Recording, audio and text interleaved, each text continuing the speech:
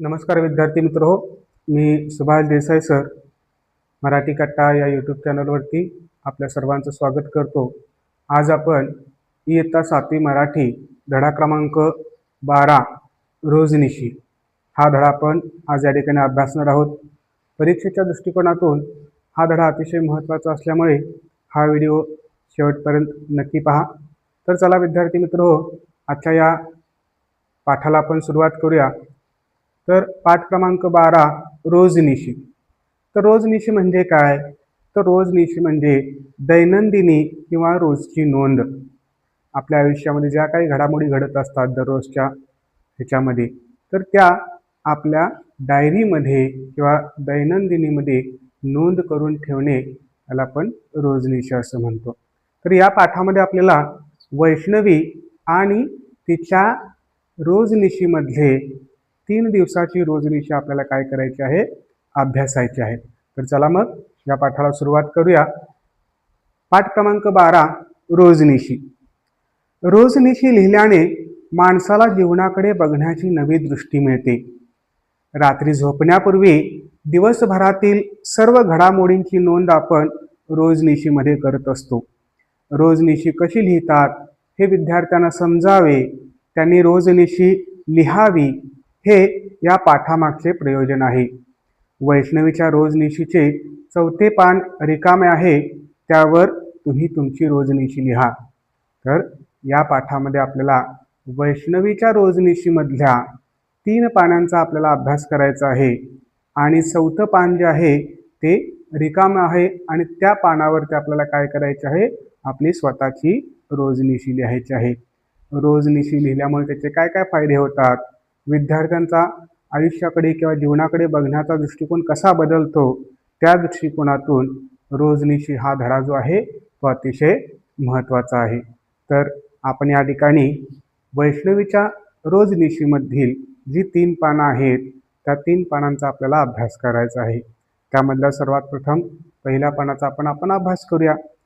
वैष्णवीला एक नवीन छंद जडला आहे, ती नियमितपणे रोजनिशी लिहिते। तिने लिहिलेली 3 दिवसांची रोजनिशी आपण या ठिकाणी पाहायची आहे। तर पहिल्या दिवसाची रोजनिशी बघा, 14 नोव्हेंबर। आज आमच्या शाळेत बालदिन साजरा करण्यात आला। वैष्णवी काय म्हणते बघा, 14 नोव्हेंबर त्यांच्या शाळेमध्ये बालदिन साजरा करण्यात आला। बालदिन म्हणजे काय? तर चिल्ड्रन्स डे। आता बालदिन आपण केव्हा साजरा करतो हे तरी आपल्याला माहीत आहे, 14 नोव्हेंबर। प्रत्येक वर्षी 14 नोव्हेंबरला आपण बालदिन साजरा करत असतो। पण बालदिन कोणाचा जन्मदिवस म्हणून आपण हा बालदिन साजरा करत असतो? तर भारताचे पहिले पंतप्रधान पंडित जवाहरलाल नेहरू यांचा जन्मदिवस म्हणून आपण बालदिन साजरा करतो 14 नोव्हेंबर रोजी।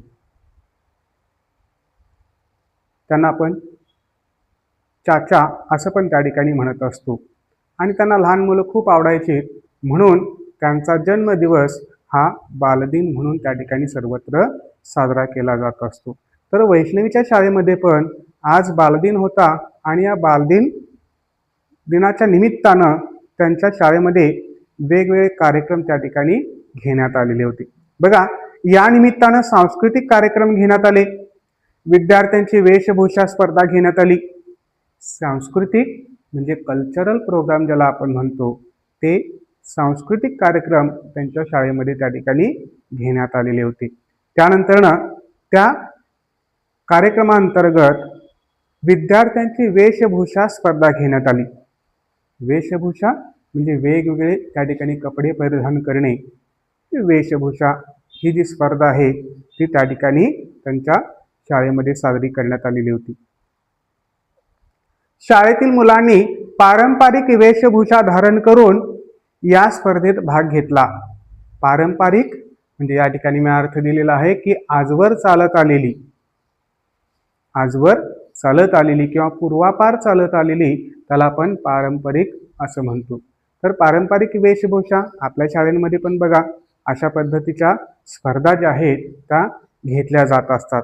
आपण पण पारंपरिक वेशभूषेमध्ये आपण शाळेमध्ये त्या ठिकाणी येत असतो। काही जण जे काही ऐतिहासिक समाजसुधारक आहेत किंवा जे क्रांतिकारी आहेत, अशा पद्धतीची जे काही व्यक्तिरेखा जी आहे त्यांची वेशभूषा आपण पण त्या ठिकाणी शाळेमध्ये कार्यक्रमांतर्गत किंवा कार्यक्रमामध्ये घालून येत असतो किंवा वेशभूषा परिधान करून येत असतो. तशाच पद्धतीनं त्या वैष्णवीच्या शाळेतील सर्व मुलांनी काय केलेलं होतं, पारंपरिक वेशभूषा धारण करून त्यांनी स्पर्धेमध्ये सहभाग घेतलेला होता. विविध थोर पुरुषांची वेशभूषा धारण करून अनेक मुलांनी त्यांची प्रसिद्ध वचनं सादर केली. वचने म्हणजे सुविचार ज्याला आपण म्हणतो, त्यांचे विचार ज्याला आपण म्हणतो. वैष्णवीच्या शाळेतील विद्यार्थ्यांनी काय केलेलं होतं बघा, अनेक थोर पुरुष जे आहेत त्या थोर पुरुषांची त्यांनी वेशभूषा धारण करून त्या ठिकाणी त्यांनी त्यांची सुवचनं जी आहेत ती त्या ठिकाणी काय केलेली होती, सादर केलेली होती. आता थोर पुरुष म्हणजे काय, तर या ठिकाणी आपण भगतसिंग असेल, चंद्रशेखर आझाद असतील, महात्मा ज्योतिबा फुले असतील, सावित्रीबाई फुले असतील, ज्योतिराव फुले असतील, बाबासाहेब आंबेडकर असतील, छत्रपती शिवाजी महाराज असतील, म्हणजे अशा सगळ्या थोर पुरुषांची वेशभूषा त्या शाळेतील विद्यार्थ्यांनी परिधान करून आलेले होते आणि त्यांची सुवचनं जी आहेत ती त्या ठिकाणी त्यांनी सादर केलेली होती. या स्पर्धेमध्ये मी क्रांतिज्योती सावित्रीबाई फुले यांची वेशभूषा केली. वैष्णवी काय म्हणते बघा, की या स्पर्धेमध्ये मी काय केलेले होते, की क्रांतिज्योती सावित्रीबाई फुले यांची वेशभूषा मी धारण केलेली होती. सावित्रीबाई फुले आपल्या सर्वांनाच माहिती आहेत, एक थोर समाजसेविका, समाजसुधारक ज्याला आपण म्हणतो. भारतातील पहिल्या स्त्री शिक्षिका तसेच ज्योतिराव फुले यांच्या त्या पत्नी होत. तर अशा या सावित्रीबाई फुले यांची वेशभूषा वैष्णवीने सादर केलेली होती. या कार्यक्रमाप्रसंगी प्रमुख पाहुणे डॉक्टर रमेश कोठावळे यांनी अध्यक्षीय भाषणात सर्व विद्यार्थ्यांना बालदिनानिमित्त शुभेच्छा दिल्या. आणि त्या कार्यक्रमामध्ये डॉक्टर रमेश कोठावळे हे जे प्रमुख पाहुणे होते त्यांनी सर्व मुलांना, सर्व विद्यार्थ्यांना काय केलेलं होतं, बालदिनानिमित्त शुभेच्छा दिलेल्या होत्या. कार्यक्रमाच्या शेवटी सर्वांना खाऊ दिला आणि या कार्यक्रमाच्या शेवटी सर्व मुलांना खाऊ देऊन त्या कार्यक्रमाची सांगता झाली होती. तर अशा पद्धतीनं 14 नोव्हेंबरची रोजनिशी जी आहे ती आपण या ठिकाणी पाहिलेलो आहोत. आता यानंतरनं 15 नोव्हेंबर त्या दिवशी वैष्णवीच्या आयुष्यामध्ये काय घडलं किंवा त्या दिवशीचा वैष्णवीच्या शाळेमध्ये काय घडलं हे आपण या ठिकाणी पाहणार आहोत. 15 नोव्हेंबर सगळ्याच विद्यार्थ्यांना सुगीचे दिवस प्रत्यक्ष बघायचे असल्यामुळे श्री पाटील सर आम्हाला गाव शिवारात घेऊन गेले. बघा, विद्यार्थ्यांना काय करायचं होतं, की सुगीचे दिवस प्रत्यक्षात त्यांना पाहायला मिळावेत. सुगीचे दिवस म्हणजे काय, तर शेतामध्ये धान्य पिकवण्याचे जे दिवस असतात किंवा हंगामाचे दिवस असतात त्याला आपण सुगीचे दिवस असं म्हणतो. तर सर्व विद्यार्थ्यांना प्रत्यक्ष त्या शेतामध्ये जाऊन किंवा शिवारामध्ये जाऊन त्यांना काय करायचं होतं, हे सुगीचे दिवस पाहायचे होते. म्हणून त्यांचे पाटील सर जे आहेत ते त्यांनी काय केलेले होते, त्या सर्व मुलांना, विद्यार्थ्यांना घेऊन गाव शिवारामध्ये गेले होते. मोत्यासारखी ज्वारी असलेली कणस, तुरीच्या शेंगा, भुईमुगाच्या शेंगा आणि कपाशाच्या बोंडातून डोकावणारा पांढरा शुभ्र कापूस बघून मुलं आनंदी झाली. म्हणजे गाव शिवारामध्ये गेल्यानंतर बघा, की त्या ठिकाणी असणारी जी काही पिकं आहेत त्यामध्ये तुरीच्या शेंगा असतील, भुईमुगाच्या शेंगा असतील किंवा मोत्यासारखी असलेली कणसं असतील किंवा कपाशीच्या बोंडातून डोकावणारा पांढरा शुभ्र कापूस असेल, म्हणजे ही पिकं पाहिल्यानंतर सर्व मुलं काय झालेली होती, आनंदून गेलेली होती. त्यांना खूप आनंद झालेला होता. पेरू, सीताफळ, आवळा, चिंच, बोर सर्व झाडं फळांनी लदबदलेली होती. म्हणजे त्या गाव शहरामध्ये असणारी ही जी काही फळांची झाडं होती त्यामध्ये पेरू असेल, सीताफळ असेल, आवळा असेल, चिंच असेल, बोर असेल, ही सर्व झाडं फळांनी लदबदलेली होती. म्हणजे त्यांना भरपूर फळं त्या ठिकाणी लागलेली होती. फळं खाण्याच्या तीव्र इच्छेने मुलं बोरीच्या झाडाला दगड मारू लागली. बघा, आपण पण कधीतरी शेतामध्ये गेलो किंवा आपल्याला पण अशा पद्धतीची फळझाडं वगैरे दिसली चिंचाचं वगैरे झाड जर आपल्याला दिसलं तर आपण पण त्या खाण्याच्या इच्छेनं आपण काय करत असतो, दगड मारून त्या चिंचा वगैरे किंवा आंबा असेल किंवा पेरू असेल ते पाडून आपण त्या ठिकाणी खाण्याचा प्रयत्न करत असतो. तशाच पद्धतीनं या सर्व मुलांना पण बोरं खाण्याची खूप इच्छा झालेली होती आणि त्या इच्छेपोटी त्याने काय केलेलं होतं, बोरीच्या झाडाला दगड मारू लागली. दगडाच्या मारानं भरपूर बोरं खाली पडली. सगळ्यांनी पटपट बोरं गोळा करून त्यावर यथेच्छ ताव मारला. यथेच्छ म्हणजे इच्छेप्रमाणे, यथेच्छ म्हणजे इच्छेप्रमाणे सर्व मुलांनी काय केलं, त्या बोराच्या झाडाला त्यांनी दगड मारू लागली आणि बोरं खाली पडल्यानंतर पटापट ती त्या ठिकाणी गोळा करून त्यावर लगेच यथेच्छ ताव त्यांनी त्या ठिकाणी मारला होता. आंबट, गोड, तुरट अशा विविध चवींचा आस्वाद घेतला. आस्वाद घेणे म्हणजे काय, तर खाण्याचा आनंद घेणे.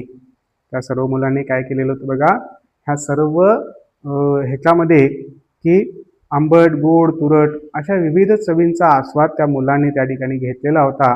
आम्ही शिवारातून घरी आलो तरी माझ्या जिभेवर त्या बोराची चव रेंगाळत होती. चव म्हणजे काय, तर या ठिकाणी स्वाद, टेस्ट ज्याला आपण म्हणतो. वैष्णवी घरी आली तरी पण तिच्या जिभेवरती त्या बोरांची चव जी आहे ती रेंगाळत होती. रेंगाळत असणे म्हणजे स्वाद टिकून राहणे ज्याला आपण म्हणतो. म्हणजे या ठिकाणी आपण काय केलं की वैष्णवीच्या रोजनिशीमधली 15 नोव्हेंबरची रोजनिशी आपण या ठिकाणी अभ्यासलेलो आहे. आता यानंतर आपल्याला काय करायचं आहे की रोजनिशी वैष्णवीच्या रोजनिशीमधील 16 नोव्हेंबरमध्ये किंवा 16 नोव्हेंबरच्या रोजनिशीमध्ये काय घडलेलं होतं आपण ते पाहूया.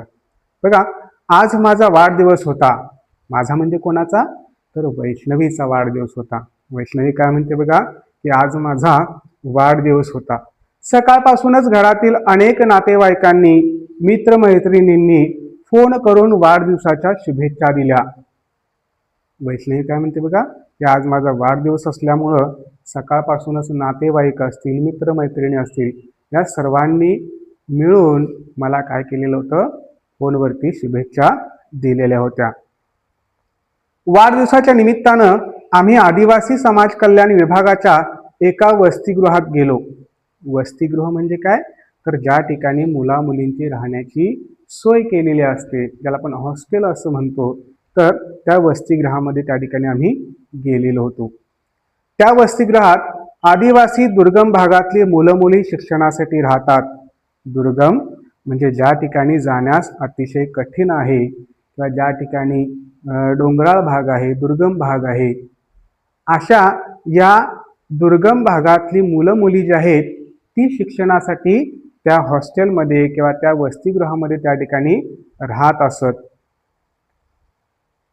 त्या सर्व मुलांना आम्ही माझ्या वाढदिवसाच्या निमित्तानं खाऊंचं वाटप केलं.